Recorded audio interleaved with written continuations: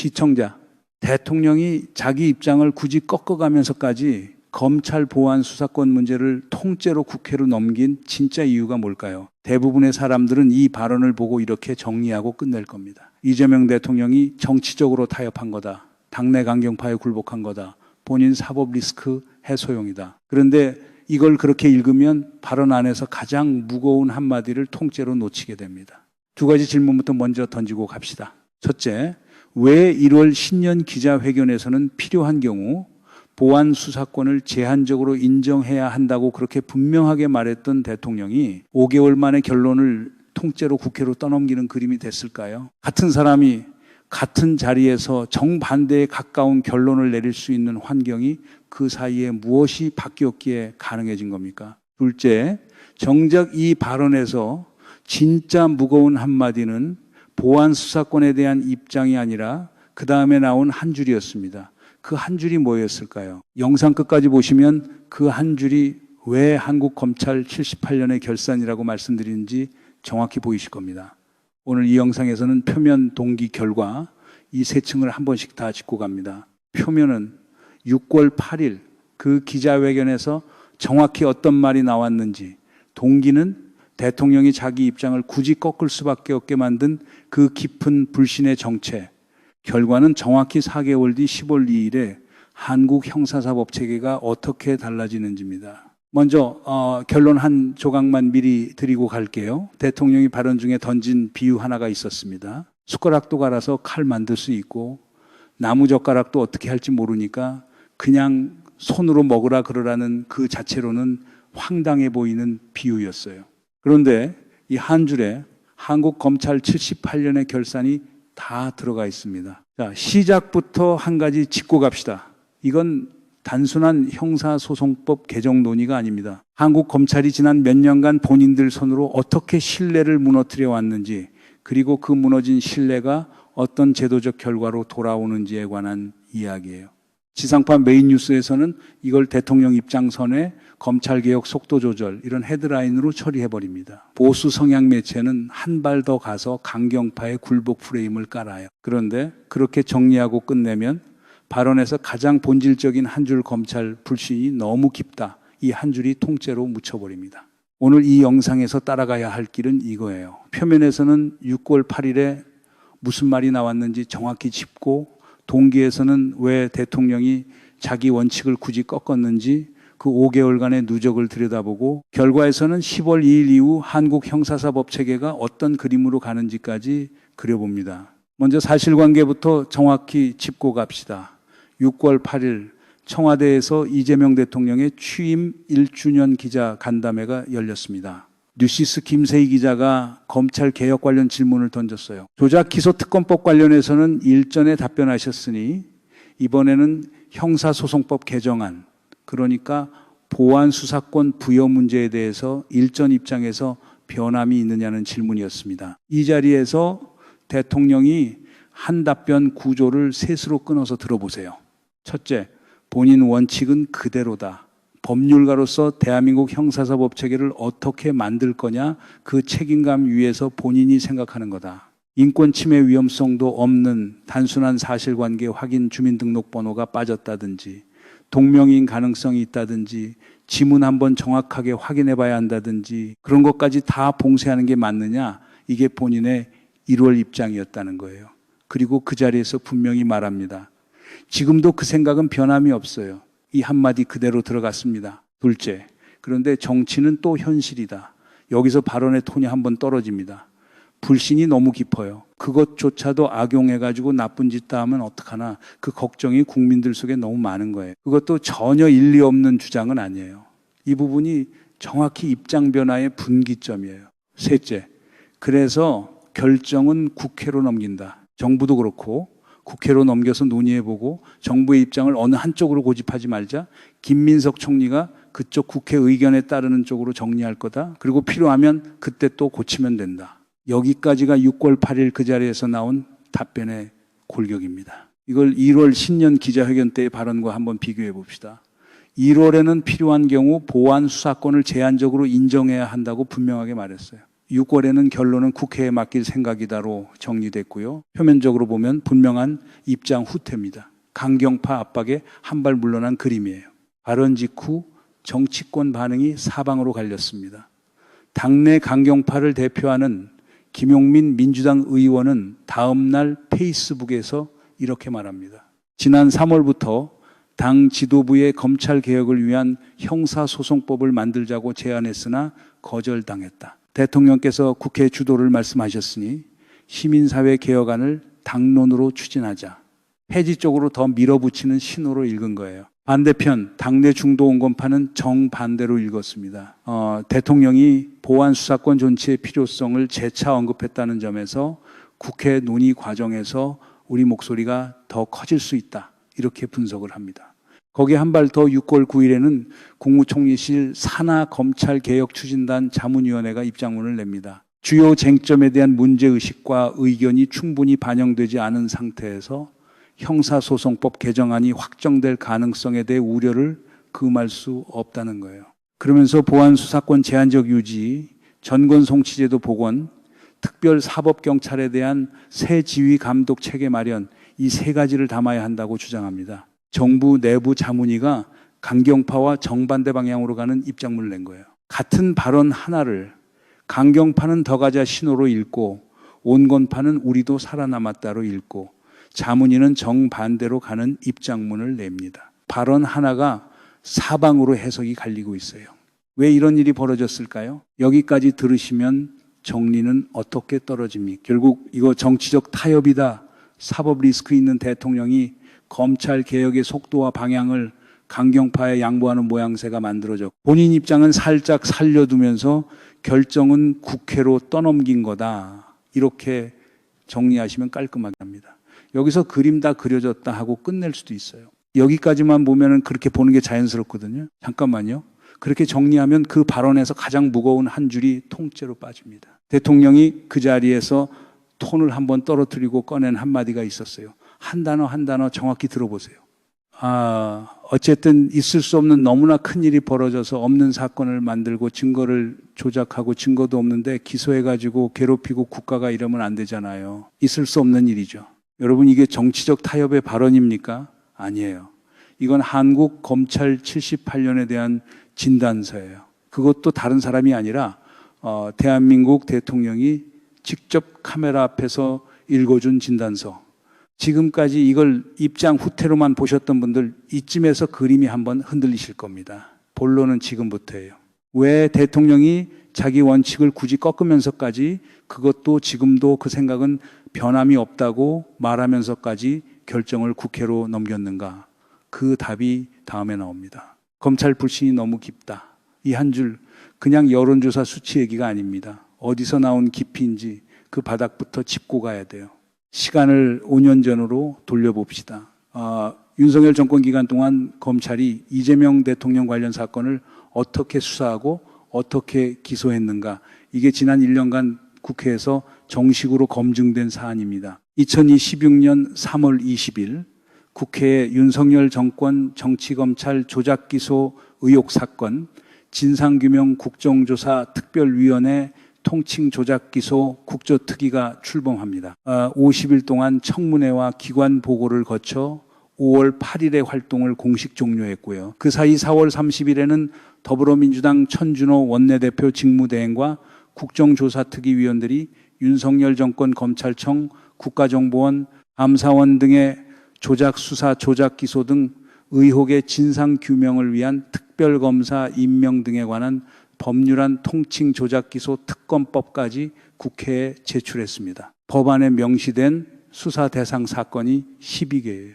대장동 개발사업, 위례신도시 개발사업, 김용전 민주연구원 부원장 금품수수 의혹, 성남FC 사건, 쌍방울 대북송금 사건, 서해 공무원 피격 사건 이름만 들어도 익숙하실 겁니다. 그리고 이 사건들 가운데 한 건에서는 이미 구체적 정황이 수면 위로 올라와 있어요.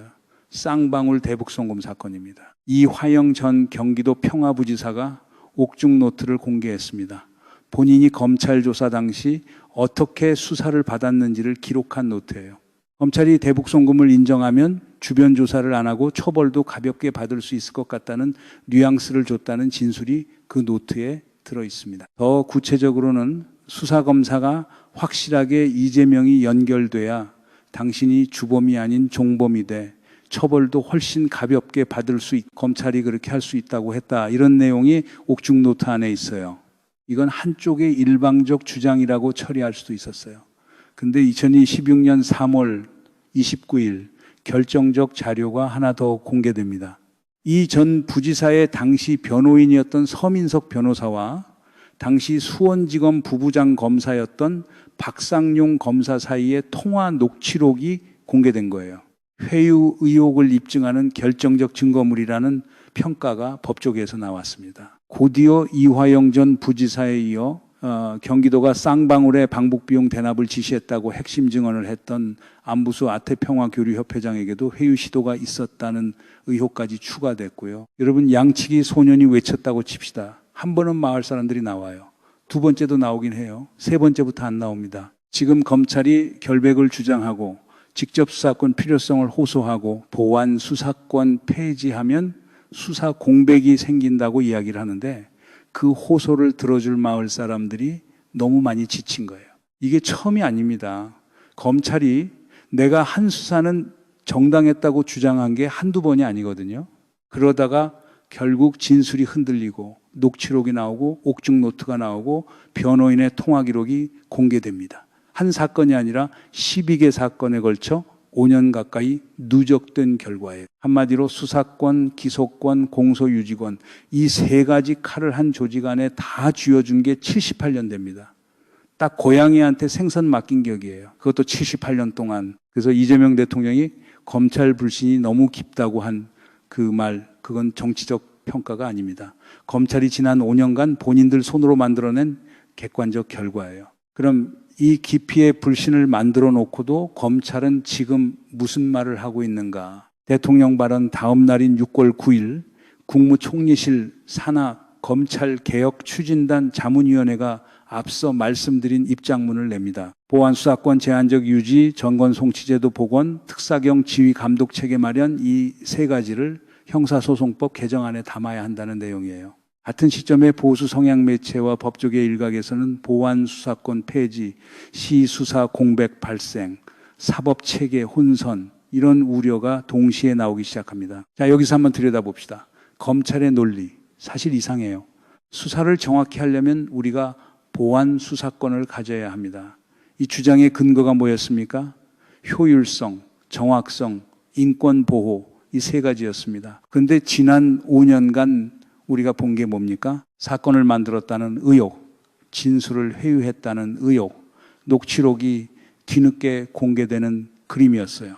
그러니까 효율성, 정확성, 인권 보호 본인들이 내세운 그 세 가지 명분의 정반대 방향으로 5년을 가놓고 그 명분을 그대로 들고 다시 와서 이 권한을 우리에게 달라고 호소하고 있는 겁니다. 한 가지 더 짚어둘 게 있어요. 검찰에게는 사실 시간이 있었습니다. 윤석열 정부가 무너진 이후 새 정부가 들어서기까지의 그 공백기 동안 검찰이 자정 노력에 진지하게 나섰다면 그림은 분명 달라졌을 거예요. 그런데 그 시간 동안 조작 의혹에 대한 자체 조사도, 회유 의혹에 대한 사과도, 잘못된 수사에 대한 인정도 어느 것 하나 검찰 안에서 자발적으로 나오지 않았습니다. 그래서 지금 와서 우리에게 권한을 더 달라는 호소가 너무 늦었다는 평가를 받는 거예요. 딱 변사또 동원이네요. 다만 이번엔 이몽룡이 어사출두하는 게 아니라 국민이 직접 호패를 걷어가는 그림인 거죠. 이재명이 입장을 꺾은 게 아닙니다. 검찰이 신뢰를 다 꺾어버린 거예요. 그게 다예요. 대통령이 1월 입장을 6월에 굳이 꺾은 게 아닌 거예요. 그 사이에 검찰이 본인들 손으로 신뢰를 다 꺾어버린 겁니다. 그래서 같은 대통령이 같은 신념을 가진 채로 다른 결정을 내릴 수밖에 없는 환경이 5개월 사이에 만들어진 거예요. 지금도 그 생각은 변함이 없다는 한 줄과 결론은 국회에 맡긴다는 한 줄이 모순이 아닙니다. 정확히 같은 그림의 양면이에요. 신념은 그대로지만 그 신념을 받아 안기에는 현실의 검찰이 이미 너무 망가졌다. 그게 그 자리에서 대통령이 한 말입니다. 그리고 대통령이 마지막에 던진 또 한 줄이 있었어요. 검찰이 그 선을 넘어버렸기 때문에 너무 많이 넘어서 너무 많이 망가뜨려서 업보라고 생각해야죠. 이거 웃을 일이 아닙니다. 대통령이 검찰을 향해서 업보라는 단어를 쓴 거예요. 한국 정치사에서 이 단어가 이 자리에서 나온 적이 있었습니까? 여기서 끝나는 얘기가 아니에요. 정확히 4개월 뒤 2016년 10월 2일에 한국검찰청이 78년 만에 사라집니다.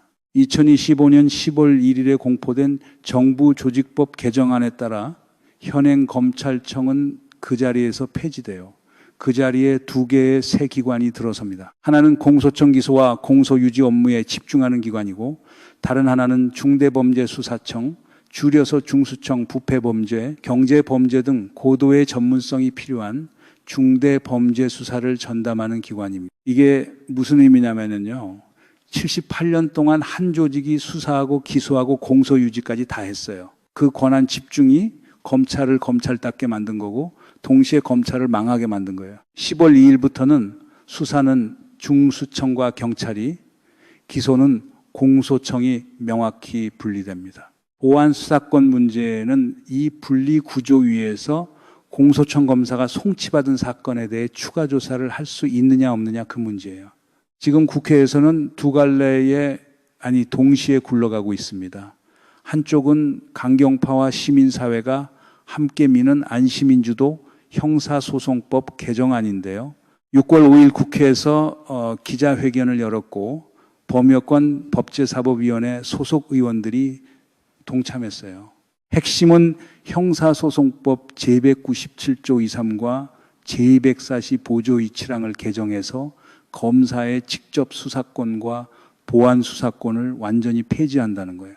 송치받은 사건에 대해 검사가 직접 보안 수사를 할 수는 없고, 서목경찰관에게 보안 수사를 요구하는 것만 가능하도록 수사 범위를 제한합니다. 다른 한쪽은 중도 온건파, 그리고 검찰개혁 추진단 자문위가 미는 안보안 수사권을 제한적으로 남기되 전권 송치 제도를 복원하고 특사경 지휘감독 체계를 새로 만들자는 아닙니다. 둘 사이의 진짜 쟁점이 뭐냐? 강경파는 78년 누적된 검찰권 남용을 끝장내려면 권한 자체를 잘라내야 한다는 입장이고, 온건파는 권한을 잘라내는 건 좋지만 수사 공백이 생기면 결국 국민이 피해를 본다는 입장이에요. 둘 다 표면적으로는 국민을 위해서라는 같은 명분 위에 서 있습니다. 그런데 이걸 지상파 메인뉴스 헤드라인만 보면 검찰개혁 속도 조절, vs 강경 추진, 이런 양강구도로만 떨어지고 끝나요. 정작 들여다봐야 할 건 누가 이 결정의 결과를 떠안게 되느냐예요. 78년 만에 구조 전환에서 가장 큰 위험은 결정이 늦어져서 10월 D-Day가 누더기 상태로 출발하는 겁니다. 그 그림은 조선중앙동아의 일면 헤드라인에는 안 나옵니다. 한번 직접 비교해 보십시오. 처음에 이 질문을 던졌습니다. 대통령이 자기 입장을 굳이 꺾어가면서까지 검찰 보안 수사권 문제를 통째로 국회로 넘긴 진짜 이유가 뭘까요? 지금 이 시점에서 다시 그 질문을 보면 질문 자체가 약간 어긋나 있다는 게 보이실 거예요. 대통령은 입장을 꺾은 게 아닙니다. 5개월 사이에 이화영 옥중 노트가 공개되고 박 검사 관련 회유 의혹 녹취록이 나오고 안부수 회장 회유 의혹이 추가되고 4월 30일에 조작기소 특검법까지 제출되고 검찰이 본인들 손으로 신뢰를 다 무너뜨린 그 5개월의 결과를 대통령이 받아 적은 거예요. 검찰 불신이 너무 깊다는 그 한 줄은 정치적 평가가 아니라 5개월간 누적된 객관적 데이터에 대한 진단서입니다. 그래서 대통령이 마지막에 업보라는 단어를 꺼낸 거고, 숟가락 깔아서 칼 만든다는 그 비유까지 꺼낸 거예요. 그 비유가 황당한 게 아니라 검찰이 78년 동안 자기들 손에 쥔 칼을 어디에 어떻게 휘둘렀는지 국민이 너무 많이 봐버린 겁니다. 그런데 정말 이걸로 끝일까요? 10월 2일에 검찰청이 사라지고 공소청과 중수청이 출범한다고 해서 78년 동안 누적된 그 권력 문화가 4개월 만에 정리될까요? 자문위는 이미 수사 공백 우려를 꺼냈고, 검찰 출신 법조계는 혼선 카드를 꺼냈고, 보수 매체는 졸속 개혁 프레임을 깔고 있습니다. 진짜 시험은 10월 2일 이후예요. 그날부터 새 제도가 첫 사건을 어떻게 처리하느냐가 한국 형사사법 체계의 다음 50년을 결정하게 됩니다. 그리고 한 가지 더. 이재명 대통령이 5월 4일에 조작기소 특검법에 대해서 공감대는 형성됐지만 추진 시기와 절차에 대해서는 수기가 필요하다고 한 그 발언, 지방선거 이후로 추진될 가능성이 있다는 관측이 함께 따라왔어요. 6.3 지방선거는 이미 지났습니다. 그러면 조작기소 특검법은 언제 어떤 형태로 다시 테이블 위에 올라올까요? 그 답에 따라 78년 만에 검찰청 폐지가 진짜 청산으로 갈지 아니면 명패만 바꾼 채로 갈지가 갈립니다. 이 흐름이 10월 2일까지 어떻게 가는지, 그 다음에 또 어떻게 펼쳐지는지 같이 따라가고 싶으시다면 구독 한번 부탁드립니다. 다음 국면 놓치지 않으시려면 알림 설정도 같이 해주시고요. 여러분들 이 사안을 어떻게 생각하십니까? 여러분들의 견해를 댓글로 많이 남겨주시기 바랍니다. 감사합니다.